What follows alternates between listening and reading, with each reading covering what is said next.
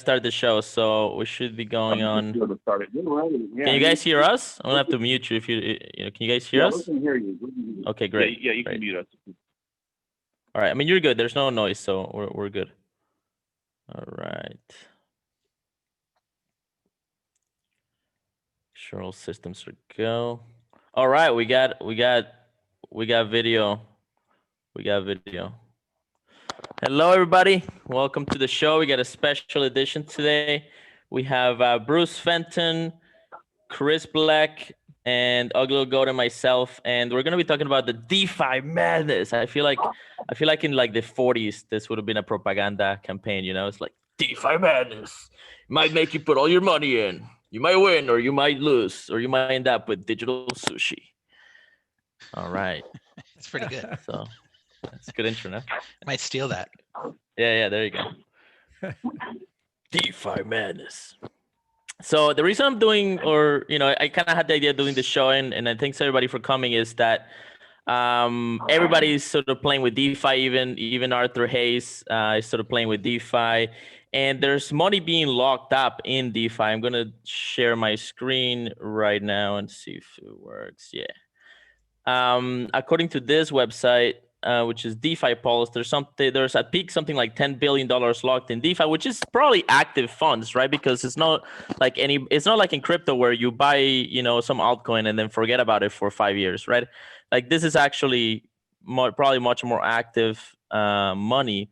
And so we're talking about, it's nothing to scoff at. I mean, $10 billion is a lot. I don't know. It's not a lot compared to like the market cap of the top, 10, 20 cryptos, but I think I'm curious about the impact that it's having on the market. There's I've seen some charts that something like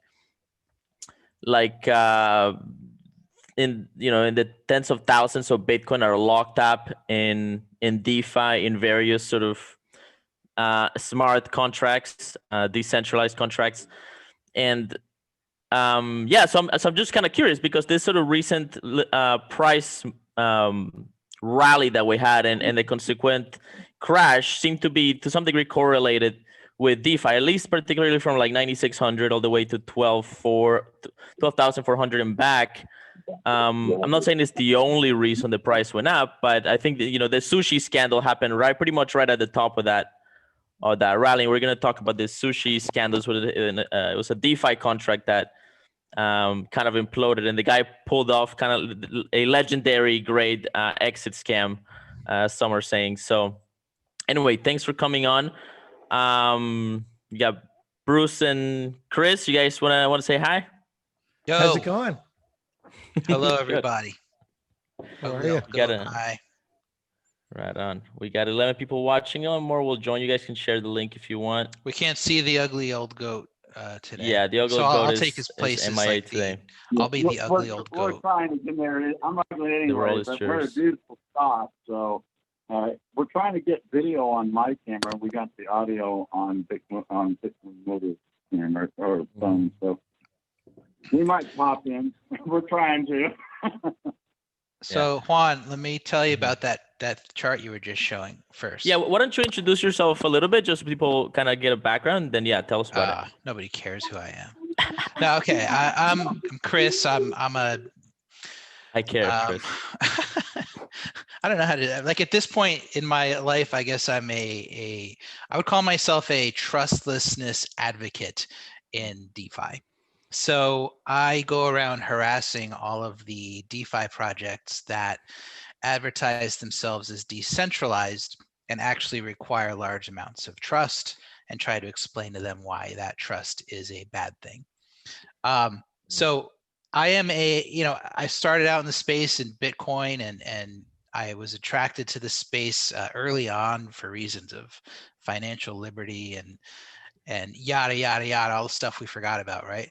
But, now there is an opportunity with Ethereum and with other protocols to build not just decentralized and trustless money, which we have with Bitcoin, and censorship-resistant money, and et cetera, but decentralized, censorship-resistant, and trustless financial services to actually do things with that trustless money, right? Which we haven't really had.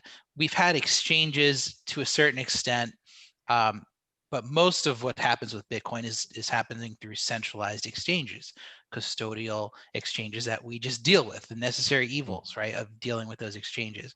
So what my hope for DeFi is that it matures and it gets to the point where we can actually have trustlessness, censorship resistance, unconfiscatable money within these services, and we don't have to trust human beings to keep our money safe, right? Which right now, if you use DeFi, you're counting on developers and human beings to not screw up and to not steal your money. So the reason that I wanted you on, I mean, I think the ideal is still it's definitely worth exploring still. I haven't totally given up on it. I've kind of become more cynical on the possibility of that. I think that we need to explore private banking and find sort of merged custody models perhaps. But the reason I have you on is because I see you as an Ethereum insider of sorts. And you are the one person that's been calling out the technical centralization of these DeFi contracts for a long time. So, and I think you've been doing it very honestly and very, with honest intentions. And so I think instead of just sort of shit posting on Twitter, right? Like you're actually like trying to point out a kind of significant problem, right? And so okay. So please give us that intro to. Like what's DeFi? Oh yeah. So what's DeFi? Mm-hmm. So what DeFi actually is and started out as was a Ethereum smart contracts, basically, that are interconnected, that all provide different services.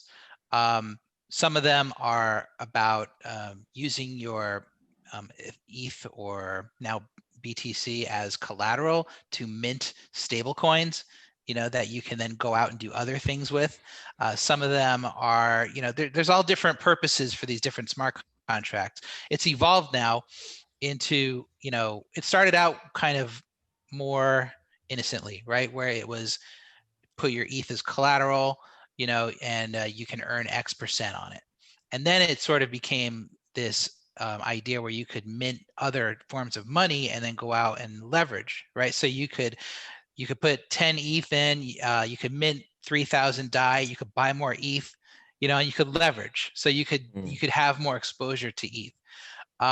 Now that is morphed into something way beyond that, where people are taking their ETH, they're minting DAI, they're going out and they're putting that DAI into another protocol, which rewards them for depositing it in their personal token, and then they can go out and put that token in another place, and then they can earn some other token. And next thing you know, there's this 5-layer, like they call it yield farming, right? It's this 5-layer leveraging play where you can earn all these different tokens that you can then go out and swap on decentralized DeFi exchanges like Uniswap, and even now Binance is adding DeFi tokens. So it's gone from this idea of decentralized banking services almost, which is kind of where it was, I would say, earlier this year, to now this idea of just straight up, how can I make money, right? How can I get these tokens and sell?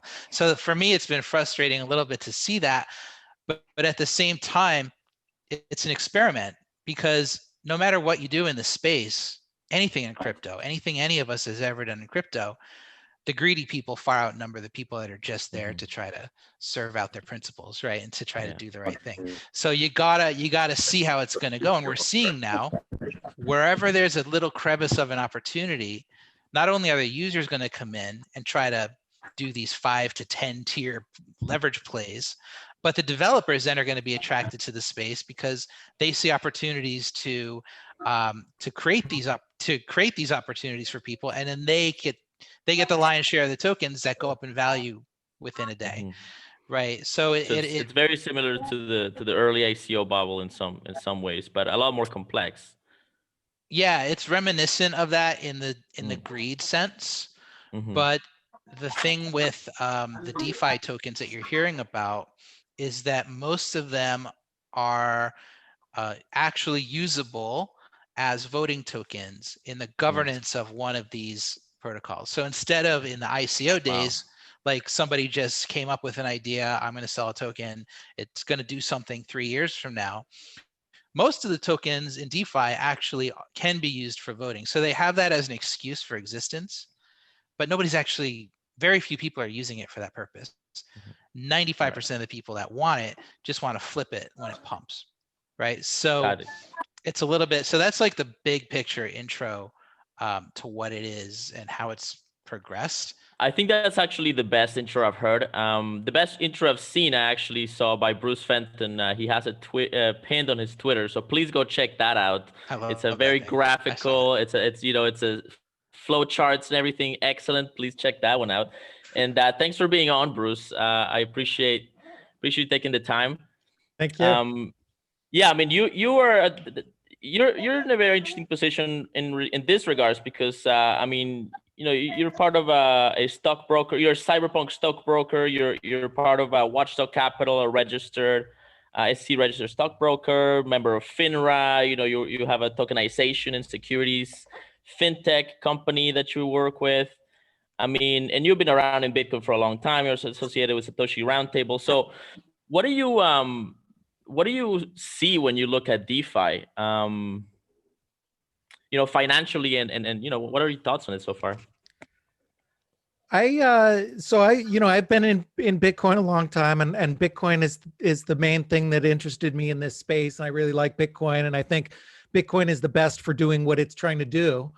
And Bitcoin is money, and that's important to know. Bitcoin is money, and that's different. Not everything is trying to be money.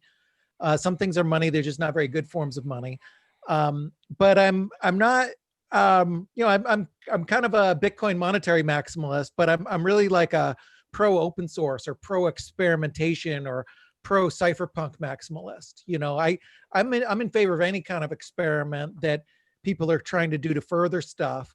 I mean, it's a great point that Chris said. You're going to have, no matter how well-meaning you are, you could have a really cool program. You're going to have people that come in and speculate on it, and we've even seen really well-meaning programs get speculators on the back of them. It's hard to do something experimental, particularly if you have a well-known name or if it's a really cool experiment. People just want to rush. Everybody wants to sort of bet on it. But I'm really pro experimentation. So in that regard, I love DeFi, but I don't necessarily love the tokens. Some of the tokens I find concerning because, especially coming from a securities background, in securities, you look at things, you analyze, you say, okay, what are you getting for this thing? Doesn't matter whether it's a token or a key or a piece of paper or whatever, but what are you getting for it? And in securities, it's there can still be a lot of scams in securities. Madoff was a scam, and there's a lot of scam securities, but at least you can kind of say like, oh, I have a piece of ownership in this startup or something like that. So I'd like to see more DeFi that's securities, where I'd like to see some of these projects come out and say, hey, we're trying to create a clone of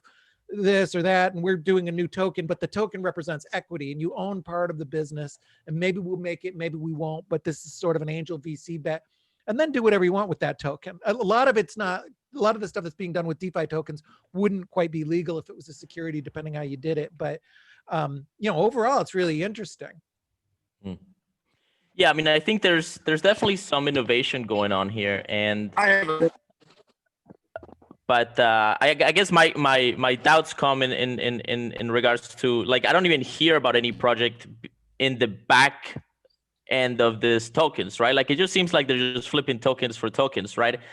So it's not even a security as far as I can tell, because there's not like, is there pretense of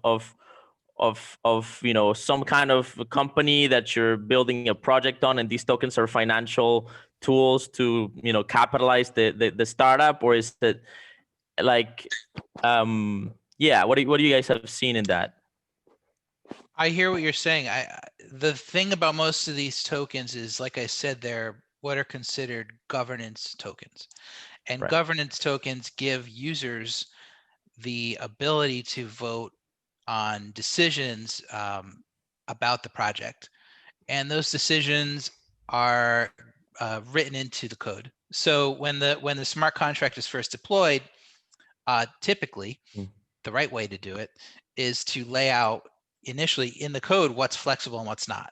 What can the governance module do and what can't it do, right? Or if it's a DAO or whatever, whatever voting mechanism that the tokens affect. So if you earn, XYZ tokens, and XYZ project is having a vote, in theory, you could use those tokens to vote. Some of it is theater, and even some of the biggest projects that offer these tokens are probably decentralization theater, in that the lion's share of the tokens sit with the core team that released the project, or with its employees, or with its investors, venture capitalists, and others who put in lots of money, or VCs who bought a lot of tokens after the fact, who had early access. So the idea of an individual user having enough tokens for it to be a meaningful vote is actually pretty slim. And I would estimate that 95% plus of people who want to get their hands on these tokens really just want to do it as a speculative investment. So that whole idea of governance is almost just an excuse to have the token in existence. It gives it some value, as opposed to just having, you deposit funds in Uniswap, or not, well, they don't have it yet, but they might. You get a token and it's just a meaningless token that you can just sell somewhere. This governance sort of gives it some reason to exist. I don't know if that's legal or not, and the SEC has clearly said they don't have time to look into it, and they probably won't for at least a year or two, because they got so much other stuff going on. But it's definitely shady, and it's definitely under a false pretense as far as, in a lot of projects, as far as governance goes. Yeah, and I'm sure that there's some good apples here and there, and maybe we can get into those a little bit further on.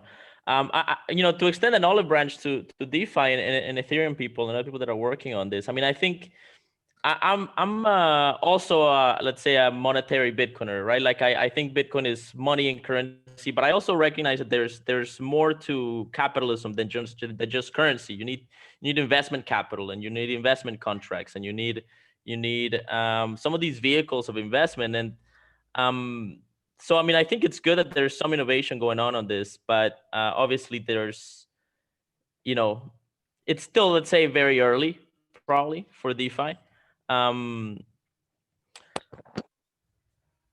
you have any thoughts on that part of the kind of the market that we're on, and that sort of this kind of anti everything, that everything has to be, there's this kind of ethos of, if it's not Bitcoin as currency, then it's a scam, right?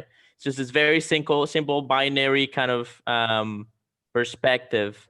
What do you think with that? What's the reason for securities, Bruce? And what's the point of having anything more than currency? So, I mean, the point of putting a security on a blockchain is, it's a complex thing that a lot of people don't really understand. Even some of the people who are proponents of it, they're just doing it because they think it's a way to get rich or something. They don't even understand the real benefit. But the real benefit of putting a security on a blockchain is that most people don't understand who manages the ledgers now. So the ledgers for securities, people think that it's managed by the startup or by the securities issuer. And that's the case if it is a startup. But for big companies like Apple, that's not the case. Apple doesn't manage the ledger of their shareholders. They don't even know who their shareholders are. So who does? Does Robinhood? No, Robinhood only has their ledger. They don't share their ledger with Merrill Lynch. Merrill Lynch doesn't know who Robinhood's customers are, and Robinhood's don't know who Fidelity are. But they all need to know that it really is real. When Fidelity sends 100 shares to Robinhood, they know it's real. So how? Do they ask Apple? No, they don't ask Apple. The way that it works is super complex, but basically it relies on a series of trusted third parties like Euroclear and the DTCC. So these trusted parties create a bottleneck, and I won't bore you with it, but I have a million videos about it. I have a whole hour-long thing about how it works, but it just bogs things down and makes it slow. So that's why it makes sense. And you can move. And there's fraud there too, right? Like there's fake shares and so on. There's fake shares and fraud and so on. Sorry to interrupt. Yeah. In the current system, it's not a huge problem, but there's been some wild cases. The famous one from Dole Foods was they had like 2 million more shares than they thought they had. And there's a lot of shenanigans that go behind the scenes with the big banks and stuff. But generally, it's not a big problem. There's not a lot of people you hear about saying, "Oh, my shares got stolen." The bigger problem is that it's just clunky. You can't pay for things with shares. I can't send you shares from my phone to your phone. the way I can send a Litecoin from my phone to your phone. And that would be cool. And if we could share things like that, and the issuers didn't have to worry about managing the ledger because a blockchain can do it, then that hopefully creates capital formation easier, makes it easier for people to move shares around, which means that more people own more shares in more stuff.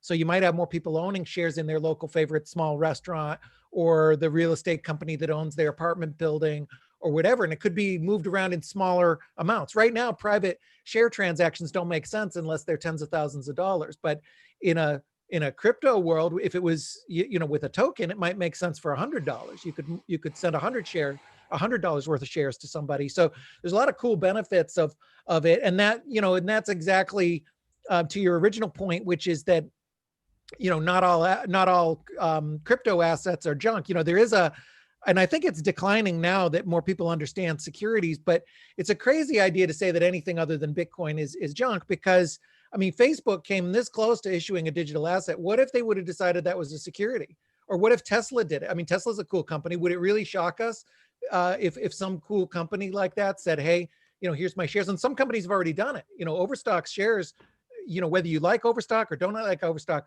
they absolutely have value based on what the market says. So, that kind of nullifies the argument that, and also you don't even need to believe my theory of, why it makes sense to put them on a chain. You might say that's a stupid idea. You could do it in a database. You really can't. That's what that has. But, even if you could, it's like, it has value. If Apple issues preferred shares on the Ethereum chain, those are going to have value. Yeah, I think so we had the INX crew here on last week, and we talked about a lot of these questions.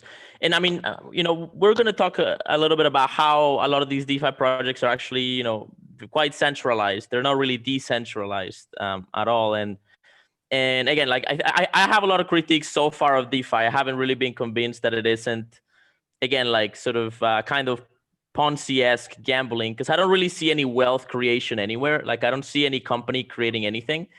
So I understand and I sympathize with that position that everything that is in Bitcoin is a scam in crypto, because probably, maybe a majority, if not at least half of it, that's very generous, are often sort of drive-by crypto scams of one variety of it. Sometimes they're just projects that run away and become huge, and then, right? So there's a lot of different ways that this kind of stuff gets out of control.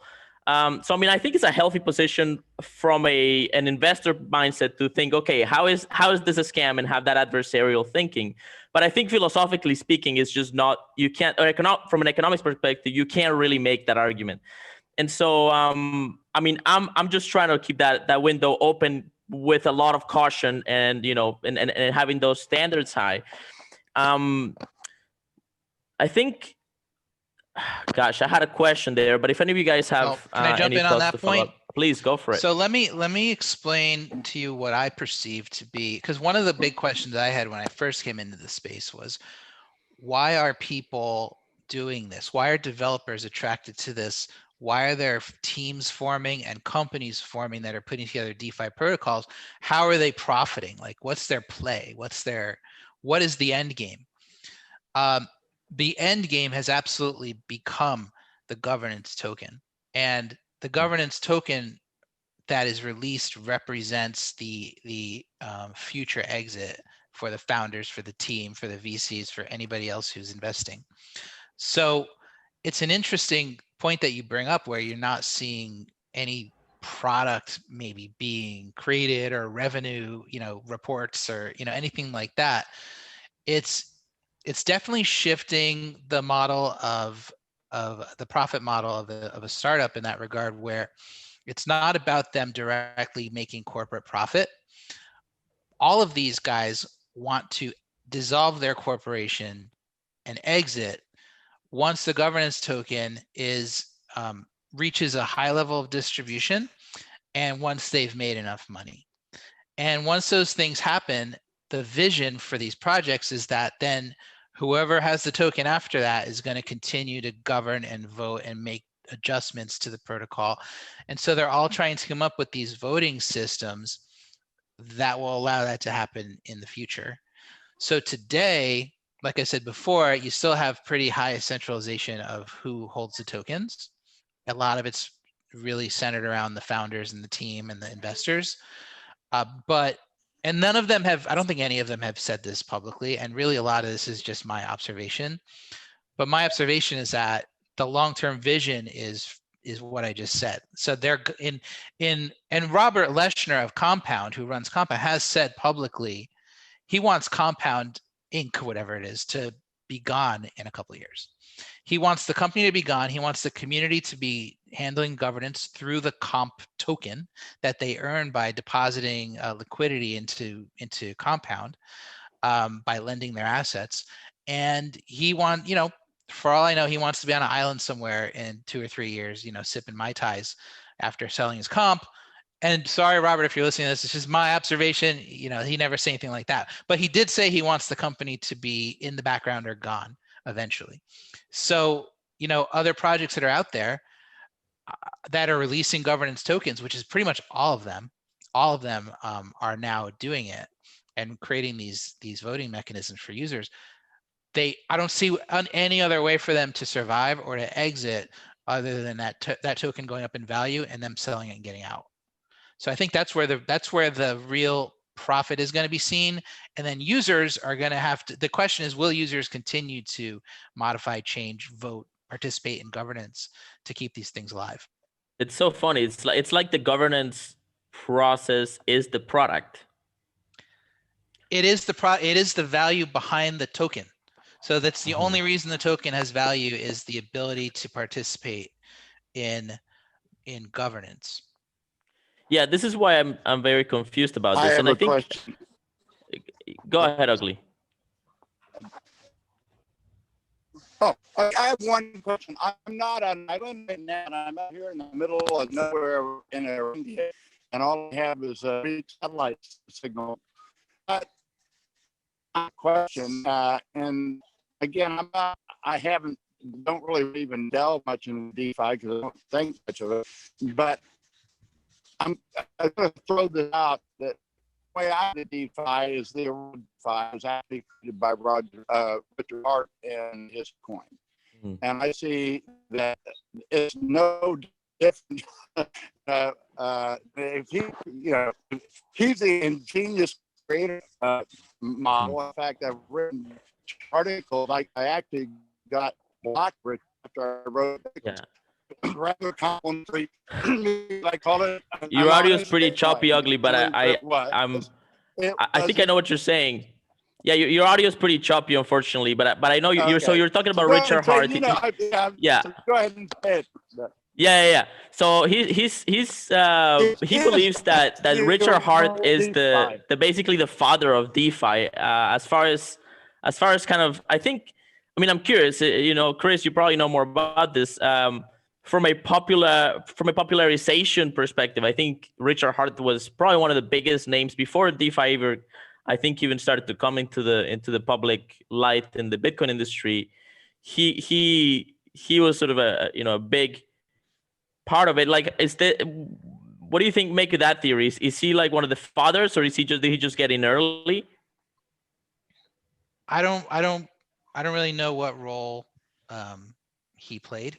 With Hex? I've never heard of Hex, so I don't know what that is. Right. Yeah, Hex is huge. Is it? Wow, I'll have to look into it. But as far as I know, sort of the heart and soul of DeFi was really, I guess there's a lot of different opinions, but Maker really sort of started this whole thing with the idea of the decentralized stablecoin, and then the ability to use your ETH as collateral to mint a new currency. As far as and I'm sure I'm wrong about this, but from my experience, like that's where it kind of began. And then once you became able to do that, it sort of opened up this whole other world that then projects like Compound and DYDX and Aave and all these other guys started filling in the gaps with this whole lending and borrowing stuff. And then that was sort of layer 2. And then from there, it just evolved into this whole other world, which was really just people capitalizing on all the work that had already been done. The interesting part about it, is how much of it bears resemblance to some of the later stuff, like the stuff that's happening now has adopted a lot of the attitude that we saw from some of the games that were happening on Ethereum and other places, like the proof of weak hands games and like all that kind of stuff that was going on. I don't know if you guys saw that stuff when it was happening, but like there were these I know there were a lot of pyramid schemes that were going on, where it was, you get in, you refer people, and then this and that and the other thing, and you get more tokens. And if you don't sell, you get more, and stuff like that. So there's this new, breed of person who's come in, who's sort of taken over the narrative a little bit. All that stuff, the early stuff is still there and still pumping, and much of the 7 billion that you showed on the chart is still with those projects. But this other thing has come in, and that's what's caused some of the volatility on some of the big drama, like you hear about Sushi Swap and all that kind of stuff. So what's interesting though also is that something like Sushi Swap, really, it's a stupid story, a stupid name, and stupid brand, but like it also showed an opportunity that nobody had thought of before, which was like draining the liquidity out of Uniswap and putting it into this new Sushi Swap. And it just, there's always stuff that nobody had thought of before. And whenever I see this kind of stuff happen, it's like the first go is always stupid and somebody scams and et cetera. But then the second and third is like, you know what, maybe we can actually use this in a productive way, in a good way. So that's what I try to keep an eye on. Yeah, maybe we can talk a little bit more about Sushi Swap, because I'm just going to post the link in the description.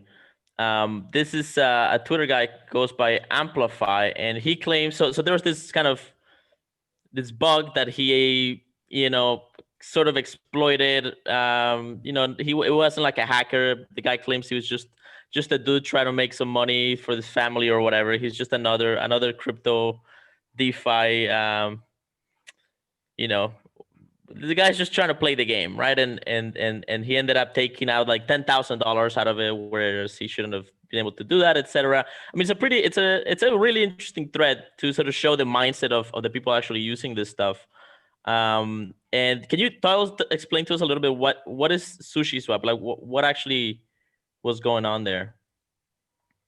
I forget the story with the tweet you're talking about. I looked at it before, but yeah, I mean, this is the guy that basically crashed Sushi Swap.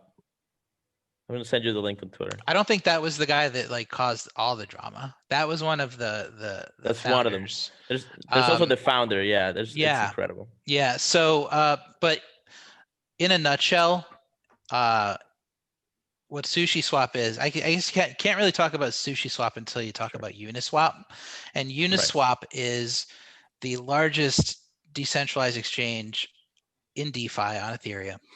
And the difference between Uniswap and a regular exchange like Binance or Coinbase Pro or whatever is instead of an order book, they use what's called an automated market maker. And the way that works, in a very brief nutshell, and I have videos about this on my channel if you want to dive in, but what happens is anybody can be a liquidity provider. So let's say you want to provide liquidity for the ETH USDC pool. Okay, so you can deposit equal values of ETH and USDC. So you could put one ETH and whatever ETH is today, 350 or something. I haven't looked. 350 USDC. You deposit that into the Uniswap ETH USDC liquidity pool, and then when people come to do swaps, they tap into that liquidity. So if somebody wants to swap ETH for USDC, you get a little more ETH in your balance and a little less USDC in your balance. Mm-hmm. And that mechanism keeps the price where it should be through arbitrage with other exchanges. So there's no need for oracles or any outside price feeds. The price is the price on Uniswap. So and again, that happens through arbitrage, and it's worked. It's worked for a year or two, or however long Uniswap has been around. So what happens is when you deposit liquidity, so if I deposited one ETH and 350 USDC, I would get back what's called a liquidity an LP token, liquidity provider token from Uniswap that represents my percentage of the liquidity pool, right? So I might get like 0.0000 whatever 3 LP for that pool. And historically, when people have done that, they just leave it. They don't even look at that token. It just sits in their wallet, right? They go to Uniswap's homepage and they can see their balances and stuff, but nobody really has ever looked at that token. It just sits there. What Sushi Swap did was they said, hey, you know that liquidity of an Uniswap? You've got that token in your wallet. If you take that token, leave your balance in Uniswap, just give us that token, deposit it in Sushi Swap. You still have your balance in Uniswap, but now your liquidity provider token is sitting in Sushi Swap. And what Sushi Swap is going to do, which they still plan to do as far as I know, is use that token to pull the funds out of Uniswap and bring it over to Sushi Swap. So it's like this attack, totally, moral when it comes to the code, right? It's like there's nothing that prevents this from happening when it comes to the code. Whole different story with ethics and morals in real life. That's whatever. But that's what Sushi Swap is. So it was an attack on Uniswap by incentivizing people to deposit their LP tokens in Sushi Swap. And when they did that, when they deposit their tokens in Sushi Swap, they earn the Sushi token. So they earn it as like a dividend, right? The Sushi token, I believe, gives them a right to participate in governance. I'm not totally sure. Actually pretty smart. Yeah, so people were earning these Sushi tokens, and I think it was like 80% of the 80%. I think it got up to like 80%. Some crazy number of Uniswap LP tokens ended up in Sushi Swap, or maybe they're still there. I haven't looked in the past few days, but people were earning those tokens, but the vast majority of those tokens sat with the founders. So one of the founders dumped like a bazillion of them and just crashed the token price. So yeah, that's what happened. And he tried to pull off like a Charlie Lee sort of style exit. It's like, yeah, I'm just gonna separate from the project. People are making fun of it on Twitter. It's pretty funny. Go ahead, Ugly, and then to Bruce Fenton, because I have a feeling he has a lot to say. I have a question, and I haven't said, but I do have a really insightful. What is the difference between what's going on in the crypto world and what's going on in the real political world right now? I see that, we are in this giant speculative screwed up bubble, and that what's going on in this thing is really not a whole lot different than what's going on in the political world. We're laying out everybody and everything. So why is this an advancement? Is this really just a reflection that we think we're smart, we're really pretty stupid, and this is just a real big goal machine that we think we're not, because we're in this world that's that we're. All right, I think I get the question again. Your audio's pretty rough. It's kind of hard to understand, but I think I get the question. So like, the Federal Reserve just, if you look at the M2 supply, I believe it just went parabolic, right? Like they just printed a ridiculous, incomprehensible amount of money, and that money is moving through the stock market, and they're sold. It's going. I mean, how different is it than the DeFi ecosystem? That is just money being minted, used to fund projects that are also minting money, that is being used to fund projects that are also minting money.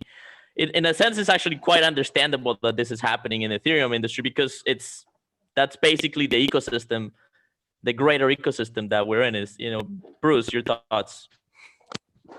Yeah, I mean, it's there's scams from the top down, the Fed, and how money is created, and the whole Federal Reserve System. I mean, you have the Fed taking, sort of supposedly on our behalf, they're taking our money, which is sort of borrowed from our grandkids, and then they're giving it to BlackRock, and BlackRock's buying junk debt.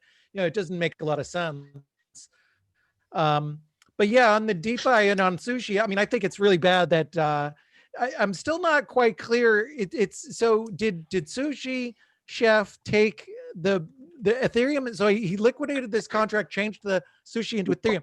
Is that people have called that a dev fund and says that that's multi-sig or something. Is that his money that he can take and go buy a Lamborghini with, or is that project money and now it's turned over? There is more. I'm not totally sure, to be honest with you. I know there was the token, the sushi token, that he held. And then I believe I did read something about a dev fund, but I don't know all the details of it, but I know people were angry about it. And apparently I do think it was money that was being held for some purpose that he had access to that he ended up taking. Yeah, some sort of development fund allegedly. Yeah. But yeah, I'm Juan, not sure on the exact details here. Yeah. About the what you were just talking about and comparing to the Fed and stuff like that. So that's what I wanted to bring up with regard to that chart you showed at the beginning. Right. That showed the 7.88 billion locked in DeFi. So there's a lot of confusion about that number. And what that number represents is not the amount of money that people have brought from the real world into DeFi. That represents what you just said, the M2, M3, et cetera, where people have, let's say they have 100 ETH and they use 100 ETH to mint 30,000 DAI in MakerDAO. So now they have 100 ETH locked. Okay, they take that 30,000 DAI and they buy more ETH, and then they lock that. Now they have 50 ETH locked. Now they mint more DAI and they take it over to Compound and deposit it.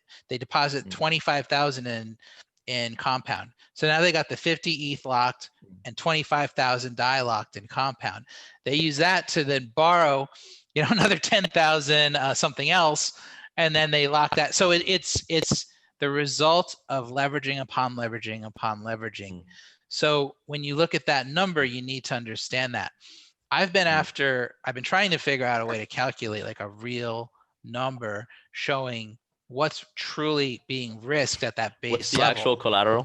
Yeah, what's the actual collateral, which is so hard to get to because here's the thing.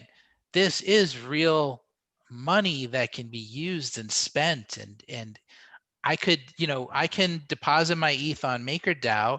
I can mint 50,000 DAI and I can cash that out. I can go to an exchange and that's real money, right? So I still have debt to MakerDAO, to the protocol, because my ETH is locked up there. I can't get it back until I pay off my loan.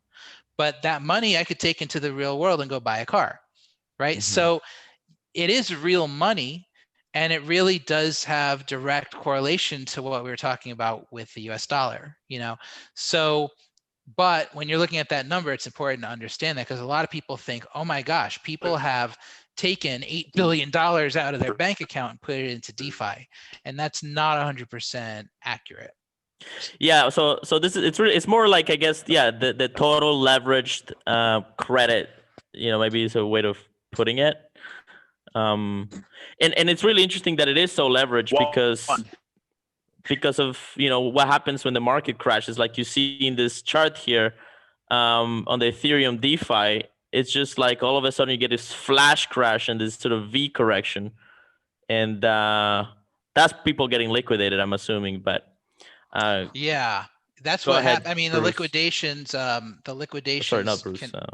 Oh, sorry, Chris. Yeah. No, go ahead. Go ahead. I think Bitcoin Motor was trying to say something, but not sure he's okay.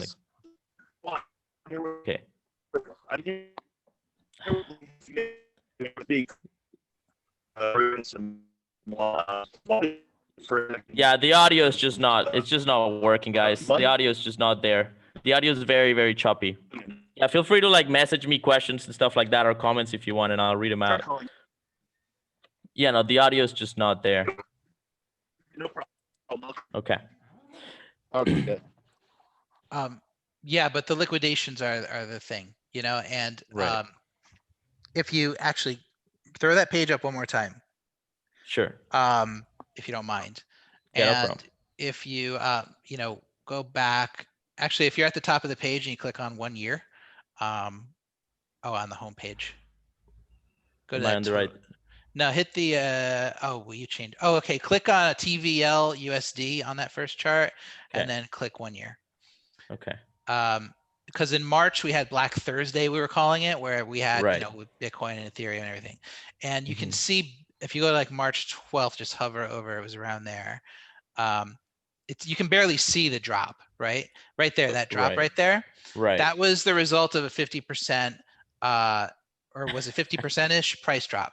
Okay, so, and it created huge havoc. Okay, and because at that time, that scale, you can see it's like a 50% drop in the total value locked from the peak in earlier in that month, or maybe February. So a 50% plus price drop that happens rapidly can completely obliterate this value by 50+% due to liquidations that happen. Now, if you look at where we're at now and the sort of bubble we're in, if we were to see another sort of flash crash, like when I say flash, I'm talking over like a 1-day period, by 50-60%, which is totally realistic in this world, in this environment, we could totally, absolutely see a huge problem with liquidations. Both with the actual liquidations plus the network being so congested that liquidations can't even happen, which is what happened last time around. So there's a lot of problems that are going to happen. It's sort of inevitable that we're going to see a price drop. If you've been in this space for more than a couple of years, we're going to see a huge price drop at some point. And at that point, you're going to see DeFi implode. And it's going to, we're going to have some big problems because nobody's really looking at that yet. Unless ETH2 magically appears before that time, which it's not going to, we're going to have some issues. Right. That's fascinating. So. Yeah. Bruce. But I'm optimistic. Well, that's good. That's good. I think they're probably trying, but it seems to me that one of the motivations to create these kind of products, and maybe we can talk a little bit more about the security tokens. We had the INX show last time. We wanted to bring you in, Bruce, to talk about INX as well, but we didn't get a chance to do that. So there's kind of like, I don't really live in America, so I don't know what it's like to be an entrepreneur in the United States, but it seems like if you want to raise capital to launch any significant startup and get the networking and the connections and all that, you basically either go to Silicon Valley and get a VC to back you, which is not, it's a known journey anyway, but then you end up having to work, and you're dependent on Silicon Valley. And then, what are the other options? I guess New York, you raise money in New York.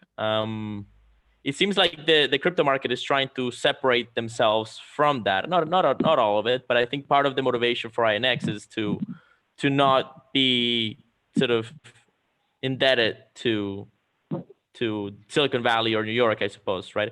Can you speak a little bit to that, into that motivation and I guess that problem in the market right now, if it's even a problem?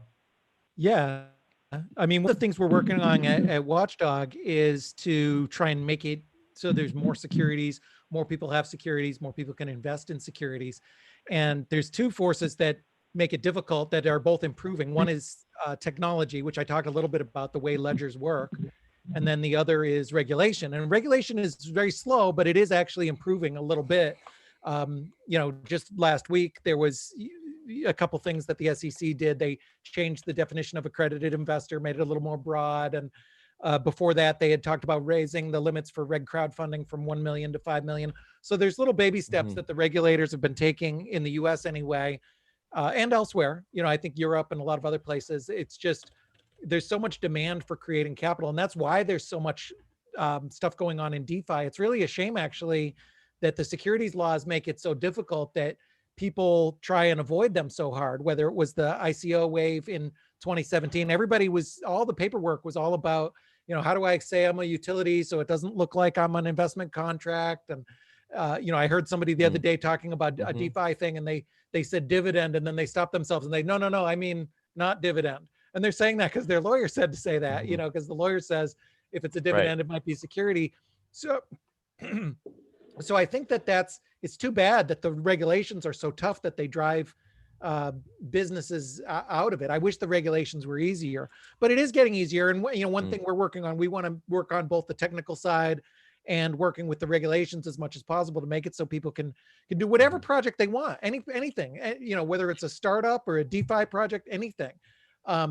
Raising money as a security, it doesn't have to be a stock. It doesn't have to be equity. It doesn't have to be a venture thing. It could be whatever, the weirdest kind of, contract that you want. Typically, those things have less likelihood of working. So a lot of investors gravitate towards things like equity because they understand it, and you can accommodate a lot within that. But I'd like to see more securities. I think DeFi is a path to that, really, because all a stock is a real governance token.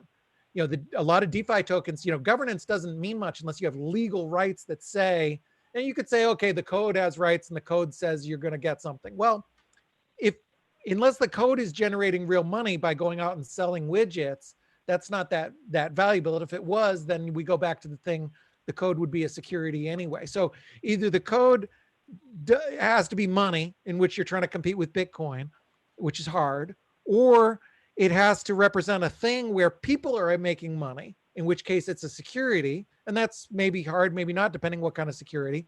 Or it has to be some new kind of thing that you're inventing that say it's coming from the code, and the code is, you can vote on governance and vote to give ourselves a piece of this or that. But then that means that the code has to be generating money somewhere. It has to be a thing where people are like, oh my gosh, I really need those comp because I'm going to the grocery store and my wife needs some comp. It's like, no, there has to be something to govern. Yeah. So it's tricky each way, but I'm excited about it. I mean, I'm optimistic. And also, being a security isn't the kiss of death. I mean, it's not some bad thing. Apple's a security. It's okay to be a security. Just, be a security, and then you can do all kinds of cool experiments, and some will fail and some will make it. And I predict that in a couple it's hard years, enough. Swap will have 1,000 securities on it if it exists. Right. I mean, yes, it's hard enough to get a business off the ground when you're playing by the rules, so to speak, when you're compliant and you're doing a security and so on. So trying to get a business off the ground and trying to dodge securities laws while also trying to play in the American market. I mean, that's just a whole other level of complexity. So, the standardization of the, just integrating that would probably be a good thing. And yeah, I mean, again, most of these coins, like it's a very risky business to be in the securities, to be investing in securities. And I think people, if the barrier to entry to investment in securities goes down, then there's going to be kind of like a period of "I told you so" from the naysayers. It's like, see, all these people lost all this money, right? And I mean, I think there is a need to educate people. But on the other hand, we have the internet, right? And so from one perspective, there's more disinformation, but there's also a lot more good information if you just go do a few Google searches, right? And so maybe it is time that people actually get educated on this stuff because, hey, Juan, it's a new era, I suppose. I think it'd be a good thing can you hear me? if it was done right. Yeah, we can hear you. Go ahead. Okay, sorry. So one thing I want to say with what Chris and Bruce were saying and what you guys were talking about, I listened to most of it. One thing I want to challenge everybody on is that money requires decentralization, because if one entity is in control of the money, they have way too much power over everybody else. I'm not convinced that anything else you guys have talked about today requires decentralization. For example, I can go to a centralized exchange and I can be a market maker. I can even do it automated. I can be an automated liquidity provider on a centralized exchange. That does not require decentralization. If I want to send my Apple shares to my nephew, I could, all that happens is that my broker has to talk to my nephew's broker, and then they can facilitate the transfer from one ledger to another. So that doesn't require decentralization. As far as a business owner trying to raise money through a security, if I'm opening up a convenience store, I don't need to be launching a security and get 1,000 different investors to invest into my my convenience store that I'm opening up on the corner. It just needs to be something where I'm investing, or if I don't have enough money to start it myself, I have to find a qualified investor who can help fund the money through a corporation, a C corporation or an S corporation or an LLC. So I don't really think that anything else, at least anything you've talked about so far today, requires decentralization. I think that what we're trying to do is we're trying to disrupt the Federal Reserve. But I think now we're going off into 15 different directions, and everyone's trying to disrupt Uber. They're trying to disrupt the SEC. And I think all that we have to focus on is just disrupting the money. Once the money is decentralized, then everything else will kind of work itself out. That's my take on it, at least. That's great commentary. Yeah, go ahead, go for it, guys. Okay. I can speak from the DeFi side. We talked about Uniswap and automated market makers and some of the stuff that, you know, Compound is doing, where you can deposit an asset and borrow another asset, etc. You obviously do not need decentralization to do those things, because all those things are already happening in centralized environments. And even Binance is I believe, going to be launching an automatic market maker type product. What you do need the decentralized, at this point, Ethereum environment for is for the permissionless aspect of it, and the ability to interconnect between unlimited numbers of these different protocols and projects that all do different things in order to create new things. You know, and that's what's happening right now, is where we have these people like to call them Lego pieces sometimes, you know, where it's like you've got Uniswap, you've got Compound, you've got Maker, you've got these different smart contracts that are very well proven, that have not been hacked, that are governed by the users, so to speak.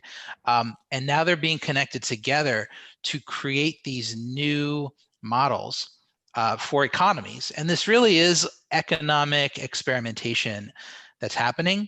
That's how I look at it, at least. But my goal here as an individual in this space is to find new ways for us as individuals, without the need for regulators or governments, to be able to create services that are decentralized, that are permissionless, censorship resistant, et cetera. Whenever you get into centralized world, you know as well as I do, you're faced up against regulators, you're KYCing, you're in the midst of government controlled stuff. And we have an opportunity here to see what we can do without it. So in that regard, we do need decentralized environments and decentralized developers and networks to be able to make that happen. Right. So my concern here is that, okay, yeah, in Ethereum, you can as of right now, you know, in general, you can have you can sort of have censorship resistance, you can sort of have decentralization. I mean, not really, and we're going to talk about the admin keys in a moment, I hope, but and you can have sort of public auditability and sort of this transparency of the accounting ledger and so on. But there's another quality that is actually really important when you talk about securities or any kind of investment vehicle for a startup or a project, which is integrity. What you actually want is integrity. What you actually want is you want integrity and profitability. You want startups that actually create value in the world and solve real world problems, because you can have censorship resistance and decentralization and transparency of Ponzi schemes and gambling tokens that are really, they absorb attention and talent. But, you know, I mean, and I understand that there's sort of like a stage in the development of anything where people play, and the playing is how they learn, and that eventually matures into adult era technologies and products and services. And I think that's probably where DeFi is at. But there's a quality, you need integrity, right? And I think and you know, and profitable business, that should be what the goal actually is. And I mean, I think the reality of the ecosystem is, you know, is that it is centralized, right? Not only is Ethereum arguably centralized from many perspectives, right? Like the node count is very low. There's only allegedly, you know, I mean, maybe you can speak to this, Chris, but like there's like the Infura node, which is sort of the big drama that came from the Samsung Mao Vitalik debate, that the only archival node that is actually synced is the Infura node. And then there's a couple of others that have been lagging or were lagging for like 2 weeks and so on. And so that's centralized. And then there's all this sort of political centralization, maybe, you know, even though I think politically, you know, Vitalik is maybe not as influential as he once was. So, and then all these Ethereum contracts have, or majority of them have the administration key, which maybe you can speak to, which is, you know, that the core developers have this key that lets them edit a variety, if not all of the, you know, fields in these contracts. So it's fundamentally centralized. And maybe that's okay. That's been changing, you know, but we can talk that's been changing. That's what they're trying to do with the votes, right? They're trying to decentralize that stuff. Mm-hmm. I mean, right. Yeah. So, I mean, my issue with it, and I kind of tongue-in-cheek made a tweet the other day, is that, you know, if you compare Ethereum to Tron knows that it's centralized and it uses that as leverage, whereas Ethereum doesn't want to admit that it's centralized. And so it has to play complex games to deal with that problem. So Tron is I forget the guy's name, but the guy's just going around buying companies and just doing like grabbing the stock and, you know, I will do a trade here and you integrate you. And he's basically a politician uniting tribes distributed throughout the crypto industry, right? And the technology field, right? Like he's basically a politician, and he's doing a corporate merger sort of kind of strategy. And I mean, I don't know, you know, I'm not sure how successful he's being, but he's definitely in the game. So I mean, and the last thing I'll say and let you guys respond is, so this idea that you know, in a reactionary sort of movement to separate ourselves from the banking industry, which is corrupted from the top and all the way through, pretty much, as far as, because the money is corrupted, the money is controlled by the government, so it's not even capitalism. When the government controls the money supply, it's not really capitalism anymore. And so in a reactionary sort of rejection of the banking system, we've sort of done away with the good things about banks, which is, well, you know, division of labor, specialization, good customer service, so on and so forth. So, and those are things that kind of come from centralization, at least the way we know them. So anyway, that's a lot of thoughts. So I'll let you guys maybe respond. Well, I can address first the admin key thing. You know, earlier this year, maybe I don't forget if it was late last year or earlier this year, I put out a video about the admin key situation, which opened a lot of people's eyes. You know, most of the DeFi projects at that time had multi-sig or some sort of key that gave them the ability to change the code and to do bad things. And it wasn't just about the project having bad intents, but it was also about the risk of it getting compromised, right? If that key gets compromised in any way, millions and millions and millions of dollars are at stake. That's been shifting over the past 6 months, I would say, to more and more projects wanting to get rid of that key. And so it's a combination of the pressure from the users saying like admin keys are bad, but also the idea that governance tokens can be used to generate profit. So that's been pushing governance more toward the users. So most of the top projects and a lot of the new ones that are coming right out the gate come right out of the gate with a decentralized governance model. So the admin key is becoming less and less of an issue. But I will say that even, like I said before, as we get into decentralized governance tokens, you still have centralization issues with who's making the decisions, what they can do, and stuff like that. There's also this idea of progressive decentralization that A16Z put out into the world with a blog post like earlier this year. And the whole idea is that they suggested that blockchain, or you know, DeFi specifically, projects start out in a very centralized state and then move slowly towards decentralization as they feel like things are more secure and more stable and that they can actually handle it. So a lot of projects have been following that model, but what some of them have been missing is the risk mitigation while they're in that centralized state. And there's some projects, like one example is Ren, which is one of the projects that allows Bitcoin to be transferred over to Ethereum, right? It tokenizes your Bitcoin onto Ethereum. And they've followed this model. They've been working through this progressive decentralization model. But the problem is in their early stages while they're centralized, 5 out of the 12 developers on their team could come together with their keys. And currently, they, I believe, have access to over 16,000 Bitcoin that is tokenized on Ethereum.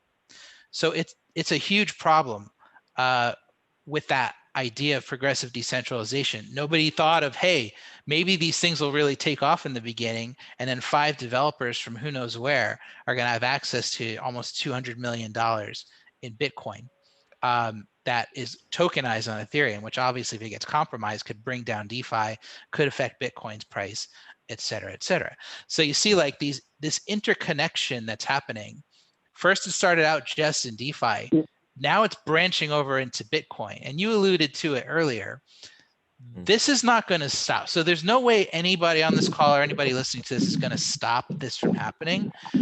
blockchains are going to be more and more interconnected, not through exchanges, not through CME, not through investment houses, but through the chains themselves.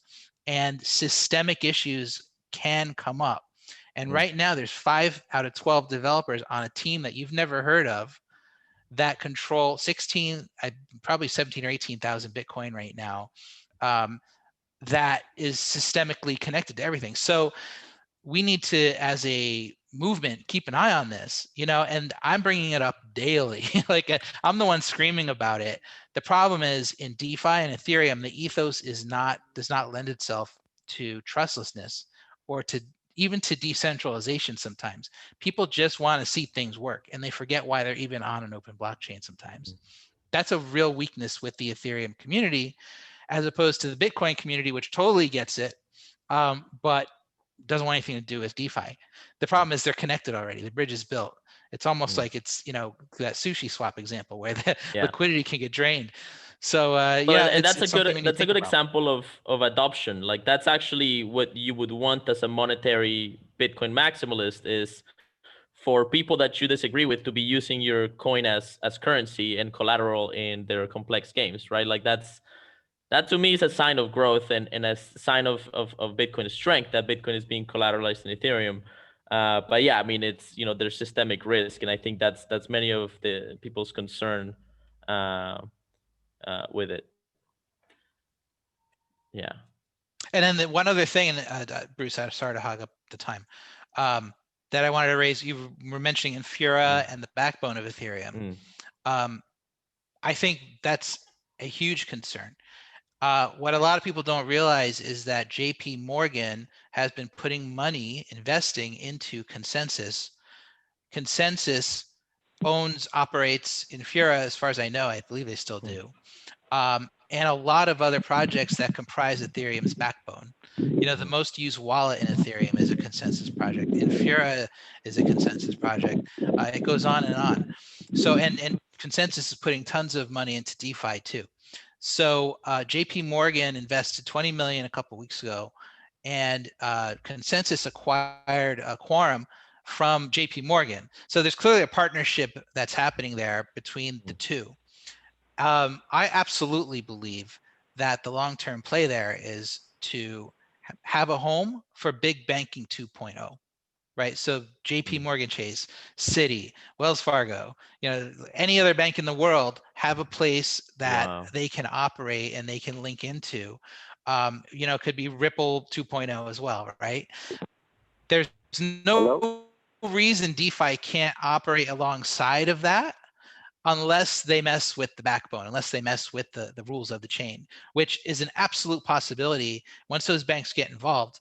And Consensus works, if they're working with regulators and regulators say, we need X, Y, Z if this is going to happen, why wouldn't it? They control the chain, right? They can make the rules. So this is a real risk to liberty on DeFi, which I'm keeping a close eye on. Wow. Yeah, because every other attempt that the bankers have made into the blockchain industry has basically failed, as far as I can tell, right? Like, Bruce, I'm sure you can talk to this, and then I believe Ugly or Bitcoin Motorists want to jump in too. But yeah, take it away, Bruce. It's fascinating. Yeah, I mean, I think the work that Consensus is doing with JP Morgan is really interesting. I mean, it's incredible that there's so many huge banks that are involved in this stuff now. I mean, it just seems like yesterday that we were so, such a different world when I mean, like, there wasn't a single large company that took anything at all in this space seriously, and now you have these major banks making these major initiatives. So I don't know what's going to come out of it.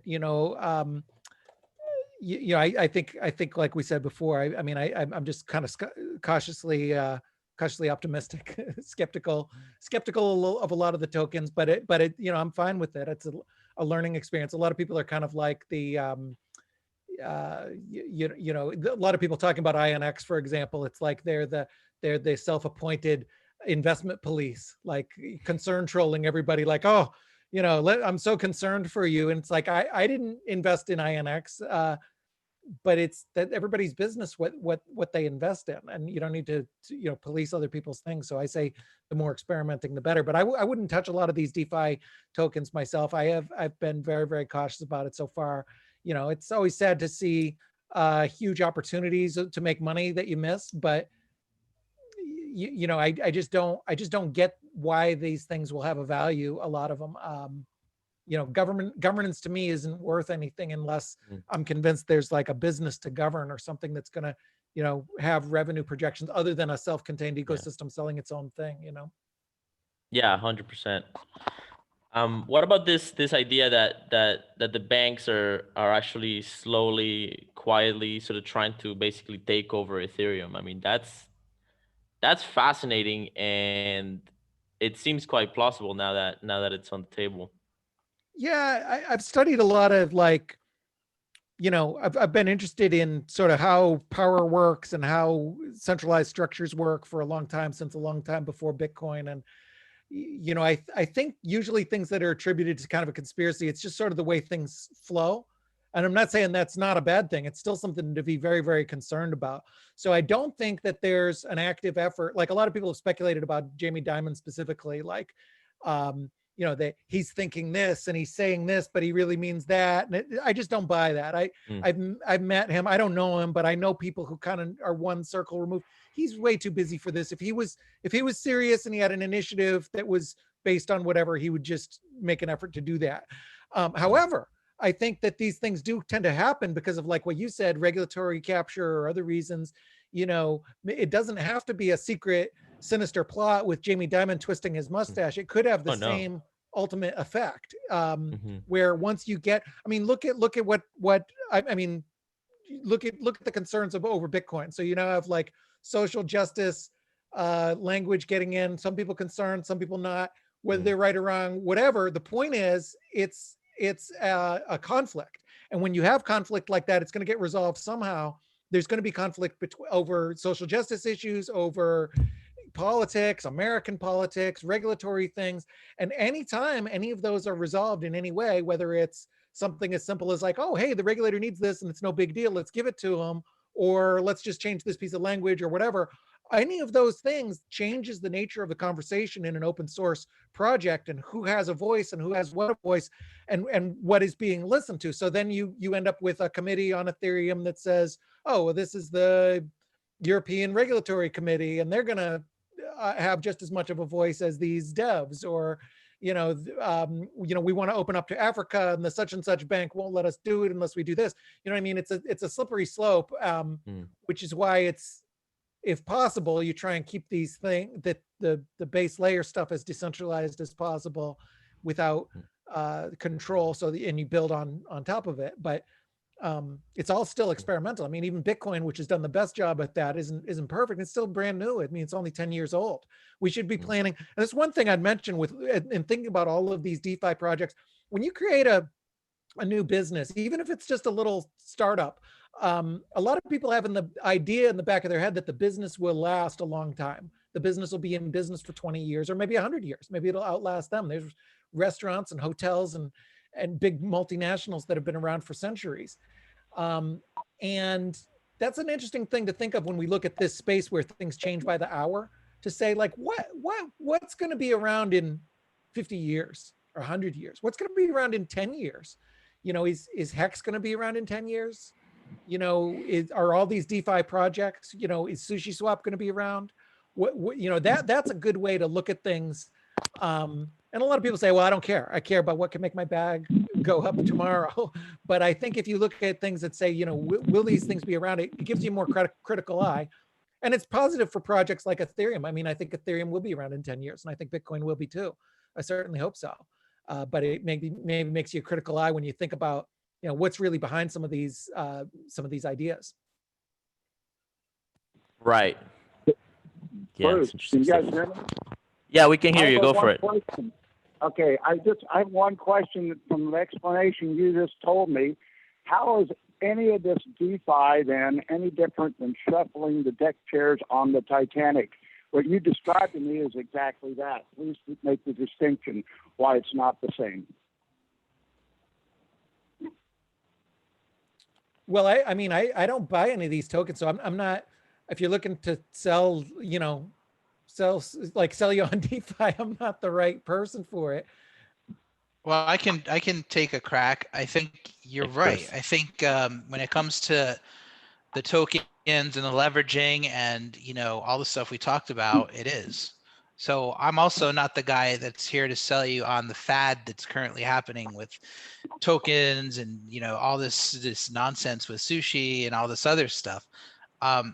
What I do think is that underlying all of that is an opportunity for permissionless, decentralized, censorship-resistant financial services. And I don't see anywhere else in crypto where that can be built right now.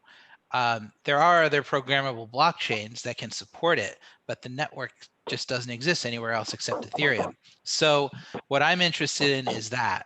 I'm not interested in trading regulated securities on Ethereum even, because I don't even know why you need Ethereum necessarily to do a lot of that stuff. Once you get into regulated areas and you have to get whitelisted, you have to give your ID and all this stuff just to get your Ethereum address approved. Today, you can buy and sell shares of real estate, of artwork, of, you know, different things on Ethereum that are securities. But you have to get your address whitelisted. You have to show your government ID. You have to prove you're an accredited investor. So there's no difference from doing it on Ethereum or on somebody's server in AWS, right? So it's all kind of the same right now. The idea is, oh, maybe in the future it's easier to transfer, but you can't transfer your shares of real estate unless that other person's whitelisted too and also registered with the same broker and also gave the same ID and is also an accredited investor. So you run into the same exact issues. If it wasn't for regulation, that stuff would be happening right now. And if it wasn't for regulation, we'd be in a whole different level of innovation right now. It would be completely bonkers. But we have those same issues. So what I'm interested in is what kind of alternatives can we build that can last? You know, we've built those alternatives with audio sharing and with video and with file sharing and with all these other things. With Bitcoin, what can we do with financial services that can give us the ability to have freedom with our finances? That's what I'm here for. I'm not here for the shuffling the deck chairs thing. I don't think that's as interesting. I think the thing where we differ is so the way I look at the securities, the way I look at it is that securities are, there's the definition in the US is very broad of what is considered security, and it encompasses most of what would be good. And that's not our fault. It's somebody 80 years ago who wrote these rules, but the rules are there. And I've used the example before. I've compared it to like a marijuana dispensary. You can, if you want to go into the marijuana dispensary business, you have two ways of doing it. You could say, or three ways. One, you say, I'm going to just not do it, and then you could be arrested. Or you say, I'm going to comply with the rules, which are very, very, very difficult, total pain in the neck. You know, tons and tons of regulations to open a dispensary. Or you could go and say, well, you know, I don't want to be regulated, and you know, I'm going to make it decentralized. I'm going to say that this is a vitamin store. I'm going to tell them it's vitamins. It just won't work. And that's the way it is with securities. If you have something that's good, like it represents an apartment complex that owns real estate, or it's equity in a business, or it's shares of Apple, or it's a bond or a debt or an investment contract, even an investment contract. The law is so broad that it says even a contract is considered a security if it's tradable. So it's very, very broad. Anything good. They purposely made the law this way because they wanted the authority to govern any kind of good investment, any kind of investment where you're sharing risk or reward. Stock, bond, debt, evidence of indebtedness, investment contract. An investment contract has its whole thing. It's a very, very broad definition. Anything that falls under that is going to be a security. And so I feel like you can't really avoid the regulations. You know, if there's a lot of people within the DeFi community, you're like, oh man, we're going to make a new model. We're going to be around the regulation, aside from the regulation. It's like that works with Bitcoin because Bitcoin doesn't have that same, money isn't defined as broadly. It's securities are more like marijuana, at least from the eyes of the law, than they are like money. Money can be anything. We've had barter, and there's all kinds of things, you know, gold and coins and everything else. But securities are a very specific thing, whether we like it or not. Since, you know, 1933, that's been the law in the US. So I think that it's very, you know, I'm not a fan of the rules, even though I'm governed by them. I wish I wasn't, but I just think that you know, we don't have much of a choice if you want a good instrument. If you go and, so what a lot of people do, they strip everything out. They go to lawyers and say, oh, I don't want to be a security. And the lawyer says, okay, don't offer a dividend, don't offer equity. Be careful about saying your investment contract. Try and create the illusion that you're separate from it so that they don't say you're exercising too much control. Don't do this in your telegram. Don't promise that it's an investment. Don't talk about the returns, blah, blah, blah, blah, blah, blah, blah. And they strip out. And what do they end up with? A useless piece of junk token that doesn't give you anything. It doesn't give you anything. It's like owning it's nothing. It's nothing. Governance on nothing. It's total junk. So I think the only way to, you know, really have a good investment is if it's a security. And it's not that, you know, that's not because securities are some special thing. It's just because of the way the law was written in the 30s. It said that everything in this very big broad category is called a security. Just like whenever the marijuana laws were written in the 70s, they said anything with THC and CBD and blah, blah, blah is considered marijuana. And once that was done, you can't just go out and say like, oh no, this is something else. Like this is a vitamin, or, you know, this isn't a security, it's a utility, you know, and the SEC won't go for that. So my view on it is like, hey, the rules are what they are. You want to be in the dispensary business, you got to follow the rules. They're a pain in the neck. You want to be in the investment business, taking money for an investment instrument, it's probably going to be a security if it's any good. Well, and the backdrop of this stuff, like I don't know about I didn't know the securities laws came in 1933. That's really interesting. But the backdrop to some of these security regulations are, yeah, exactly, right after the Federal Reserve and so on. And well, taking the gold and so on. There's a lot of history there, but there's also kind of like the East India bubble, and like, what do you think was the motivation back then? Like, what is, because that's the thing about regulation, is that even when it's misguided, which is more often than not, there's often a big enough boogeyman behind it that justifies it, or at least gets people to let it pass, right, and let it be established. So I don't know if you can speak to that. There was some good things about the laws. I mean, there are some good things that we take for granted now.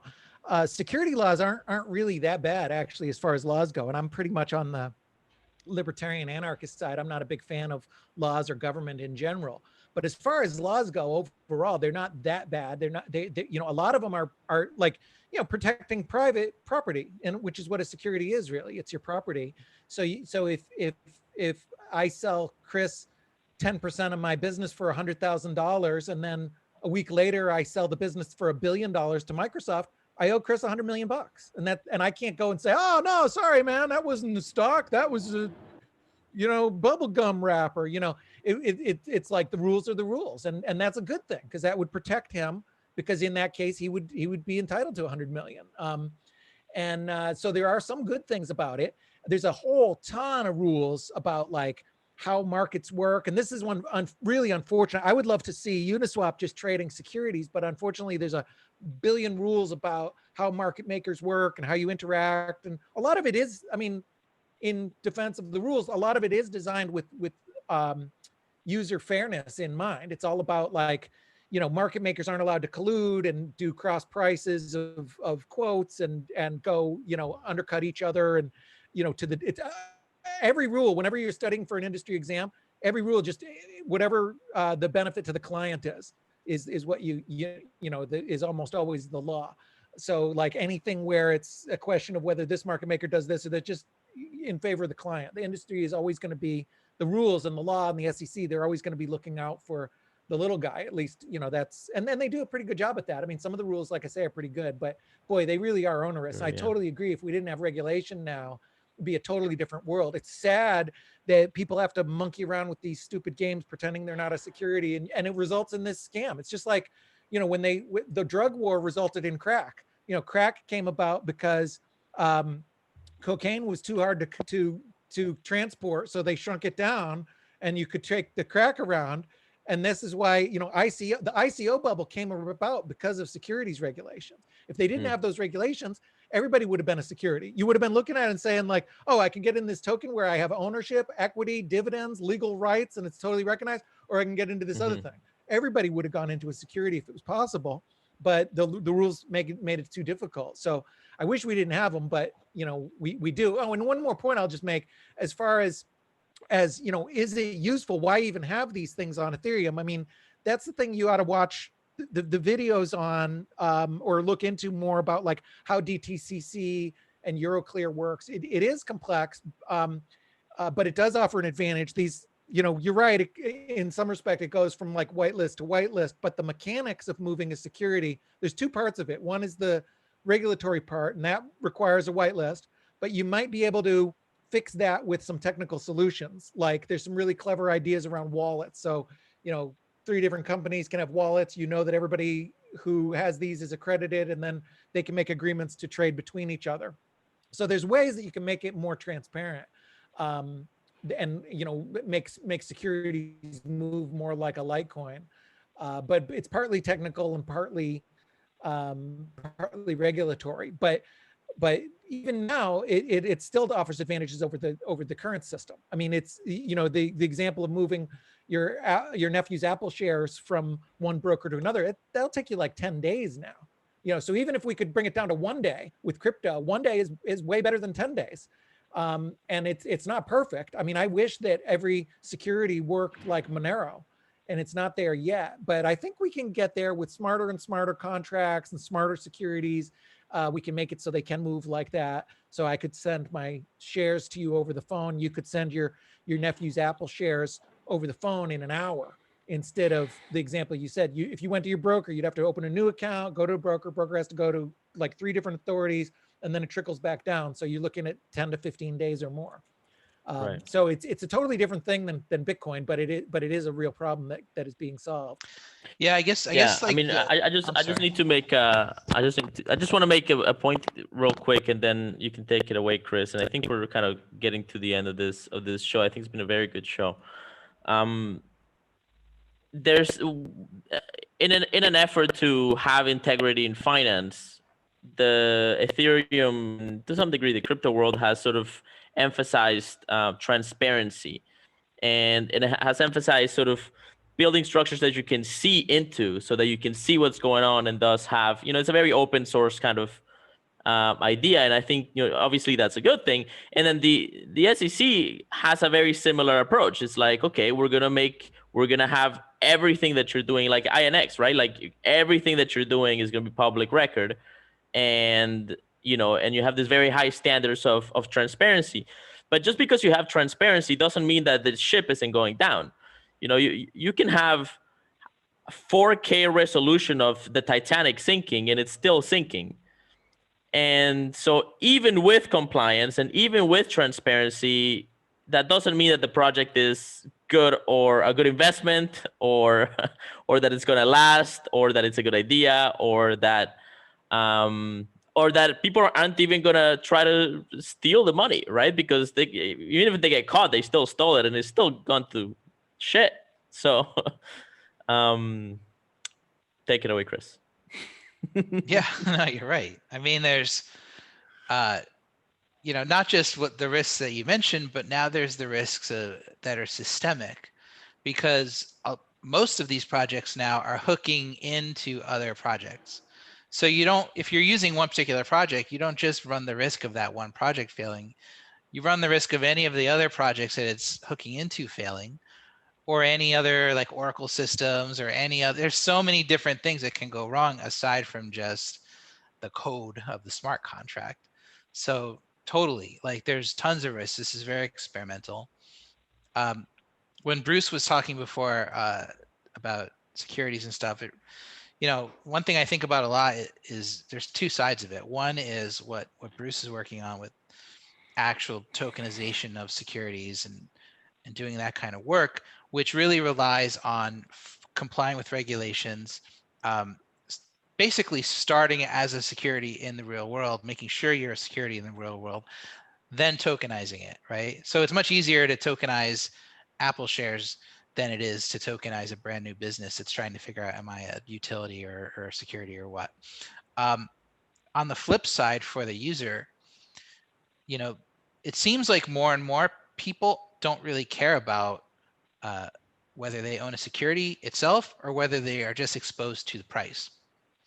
And that's where DeFi is starting to step up. There's a project called Synthetics that is working on providing synthetic exposure to not just, I think currently it's still limited to other cryptocurrencies. So you can earn, like, you can own synthetic BTC or synthetic Litecoin or whatever, and just be exposed to the price. And it's pegged to a decentralized Oracle system, right? Which is a whole other story, whether it's actually decentralized or not. But the end game, I believe, for them is to provide price exposure to Apple shares, to Tesla shares, you know, to real estate, you know, to all these different things. So you don't actually have to own the security itself, but you get the price exposure through. That will be a security, though. That's the thing. So that's the definition interesting. is so broad.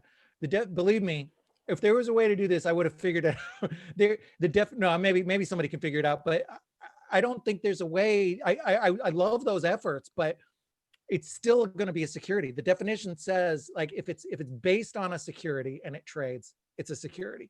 If it holds securities, it trades. And then there's a million other rules. Like if you buy a bunch of stuff, you're and you're kind of managing it, you're a registered investment advisor.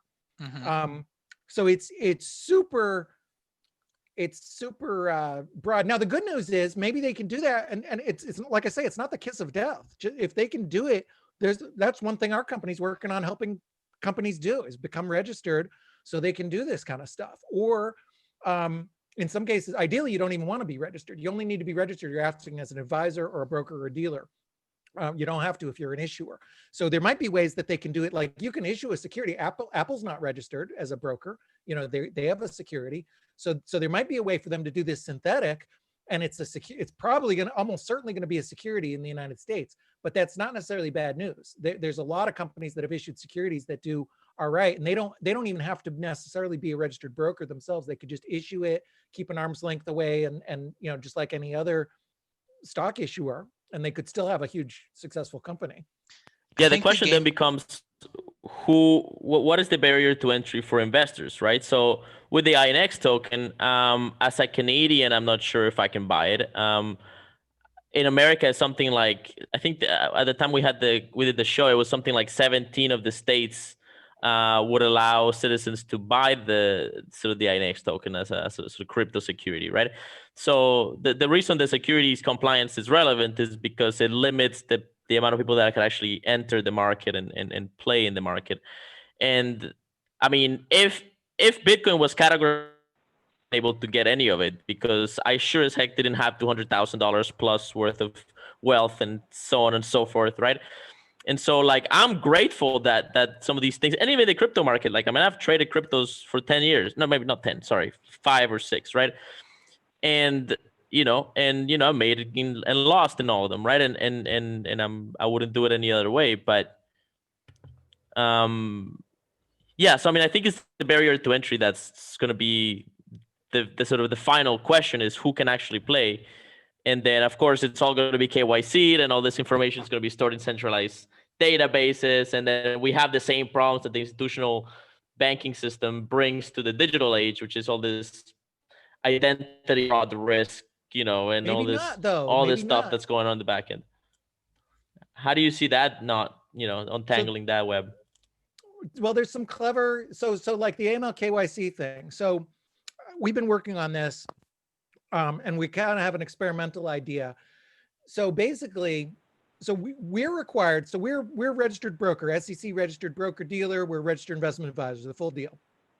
We're required, when regulators have the right. If you're a client of ours, regulators have a right to come in and say, and I want to see anything. I want to see your emails. I want to see your Twitters. I want to see your client files.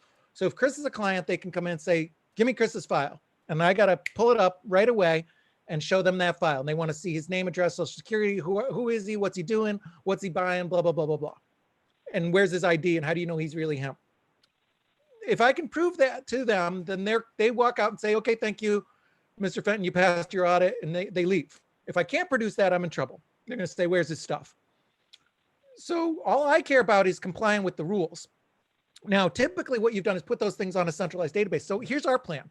What if I had Chris come in to my office in New Hampshire, physically, face to face? We don't even talk on the phone. He hands me his driver's license. I put it in my metal safe. And then I give Chris a cryptographic token, an Ethereum NFT, like a one-time thing. Ravencoin designed one that can't be moved once you give it. I could give him it doesn't matter what, a Blockstream liquid token, anything. Some token that I can track and I can see if he ever moves it. And I'll say, this token is affiliated with this address. And I know that it's Chris, and I know, let's assume he's accredited or qualified investor. And I have 1,000 people just like him. Then I can go and I can say, anybody with that token that says tag I whatever is accredited, and they can all trade with each other. They don't know each other, and they don't know whose token is what. And then if the regulator says, well, I just sold Chris accredited thing, how did you do that? Well, I looked at his number here. How do you know that's really him? Well, that's written in the hard copy. So in an example like that, you could have totally offline identity. And if I had a list of accredited investors and Fidelity had a list, I would trust them because they're Fidelity. Hopefully they would trust me because I'm a FINRA member. And then probably every FINRA member would trust each other because, you know, if I do a trade with Merrill Lynch and they have a problem and FINRA comes after us, I'm going to say, hey, that's, you know, they're supervised just like we are. You should have been supervising them. So anyway, you could take something, you could do something like take identity offline and have it represented by a token, or you could kind of bake in Chris's identity into the ERC 1440 token that's a security, and it moves around and detaches and attaches and, you know, clever things like that. I mean, the goal is to make the regulations less, have less friction and make it so you don't notice them as much, and then make it so things can move easier. It's not there yet, but I'm optimistic about, you know, and then there's hopefully some regulatory changes. I mean, that would be the really cool thing. If we make it like this accredited investor thing, you can now take an exam to be accredited. So far, the exams are pretty hard, but there will be some new ones. Maybe in a year, the exam will be so easy that, you know, everybody's accredited and it won't really matter. We'll just have a massive database like, oh, go to your Facebook and click accredited, and you take a half an hour thing and you're accredited. And anybody with that, you know, you can have Google or Twitter or a bunch of other things, you know, certify you accredited or something. That would be cool. I don't think we'll have that soon, but we can go towards that. So we have more people, and, you know, we just keep chipping away at it. The big goal is to make it better than what it is. That would definitely make me more interested in entering the market if I can have that sort of privacy.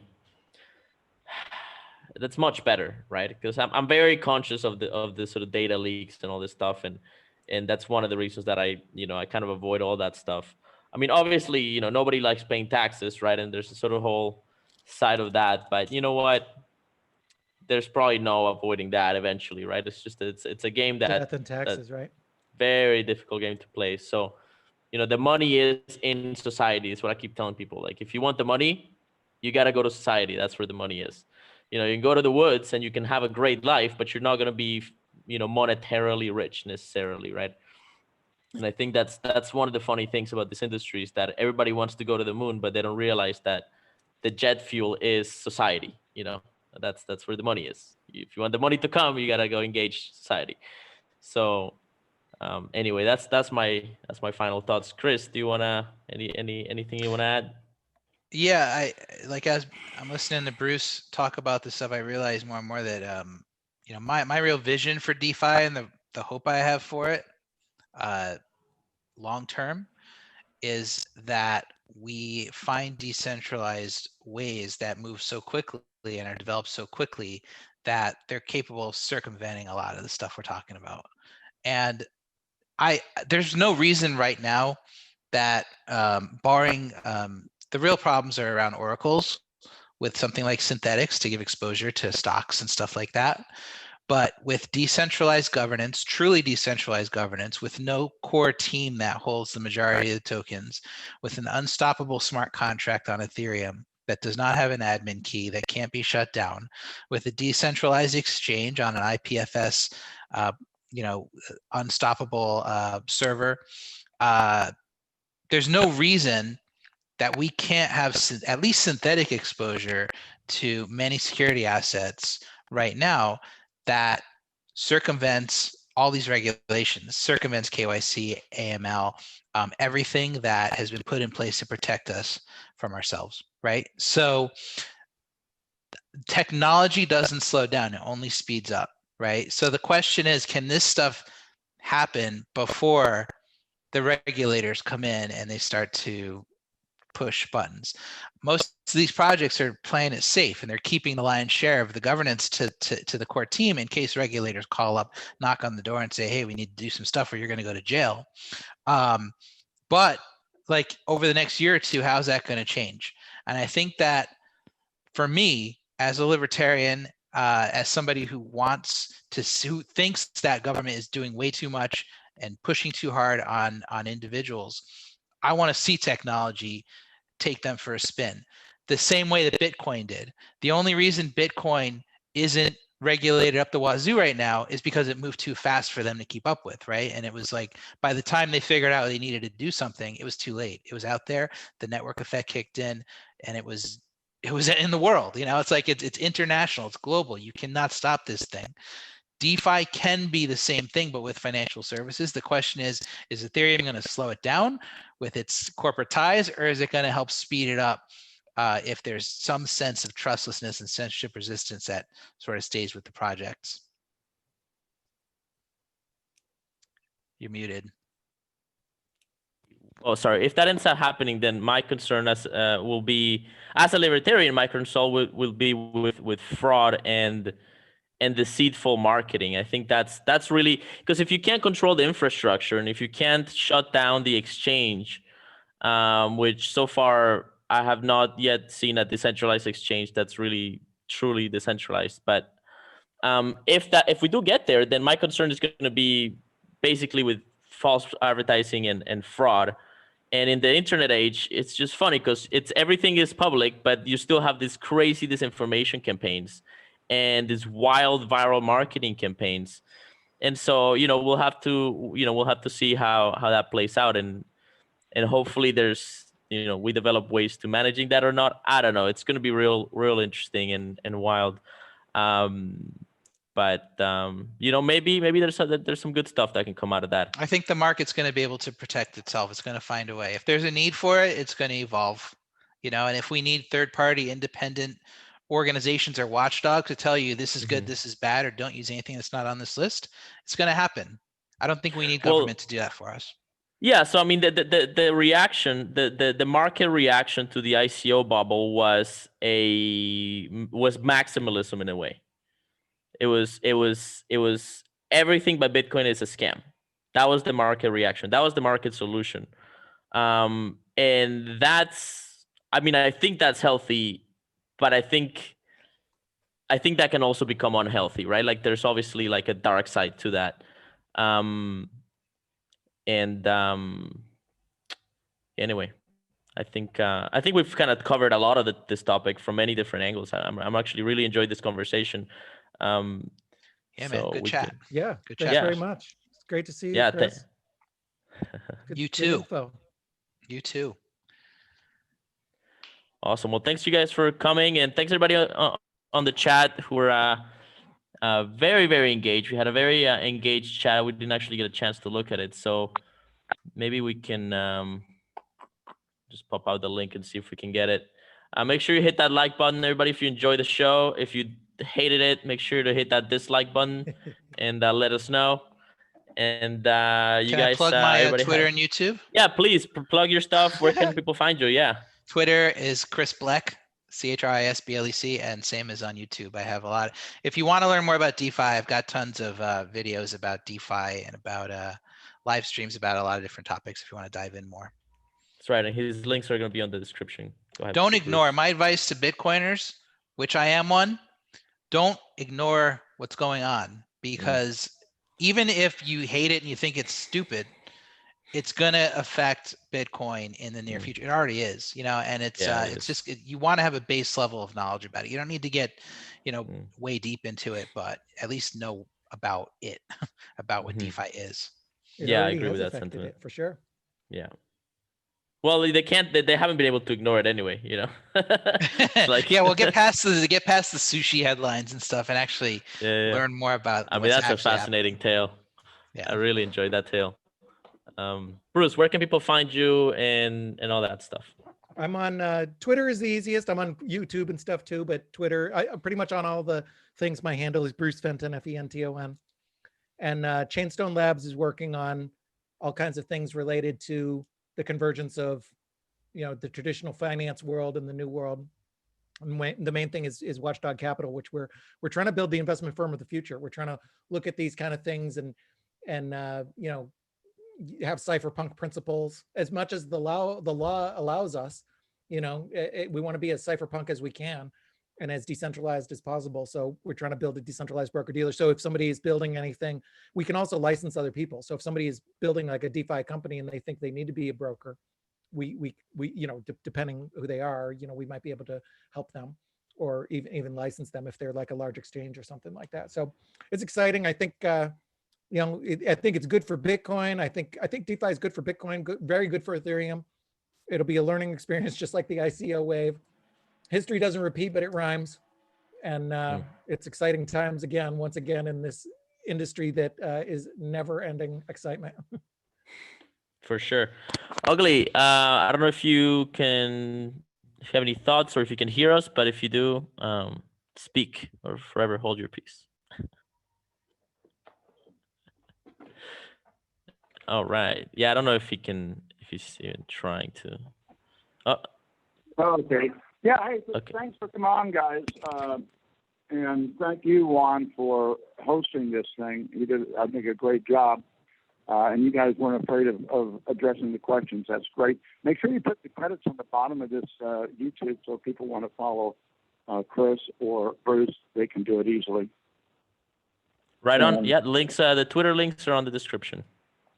And we're getting ready to go. All right. Yeah, it's too bad we couldn't see. Yeah, they're by the beach in the mountains of Baja California, having a great time. They have this like ATV, sort of speed racer, boon buggies, and it's real fun. Nice. So maybe we can Jealous. we can share a feed. Yeah. You guys are welcome to come down anytime. Baja California, just hit us up and hang out.